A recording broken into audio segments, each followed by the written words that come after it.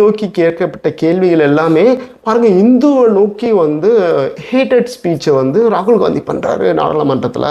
So நீங்கள் வந்து இவங்களுக்கு ஒரு போய் ஓட்டு போட்டிங்களே அப்படின்ற மாதிரி என்ன பண்ணுறாங்க, உடனே வந்து பரப்ப ஆரம்பிச்சிட்டாங்க. அதுவும் பரப்பந்து யாருன்னாக்கா இந்த 2 பேர். ஸோ இவங்க இதுக்காக மட்டும்தான் இவங்களை வந்து ரெவடி கல்ச்சரில் வந்து எம்பி ஆக்கி உட்காந்துச்சு. அதாவது எந்த ஒரு விஷயத்தையும் எப்படி திசை திருப்புறது, எப்படி வந்து அத்துங்க மேலே பழி போடுறது. ஸோ இதுதான் இவங்களுக்கு முக்கியமான வேலையை. ஸோ இவங்க வந்து இந்த பிரைன் சொல்லுவாங்கள்ல, அந்த பிரைனை வச்சு பண்ணுற விஷயங்கள் என்னன்னாக்கா அடுத்து உனக்கு எப்படி குழி பறிக்கலாம் அப்படின்ற ஒரு விஷயம் தான். ஸோ உடனே இவங்க என்ன பண்ணாங்க, ட்விட்டரில் வந்து கட் பண்ணி ஷேர் பண்ண ஆரம்பிச்சிட்டாங்க.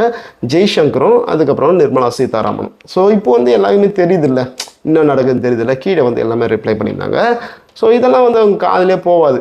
ஏன்னா மக்களை சந்திக்குதா இருந்தால் நம்ம வந்து உண்மையை பேசலாம். நம்ம தான் மக்கள்கிட்ட போக போதில்லை, எப்படி ரெவடி கல்ச்சரில் வந்து நம்ம எம்பி ஆக போகிறோம் அப்படின்ற விஷயத்தினால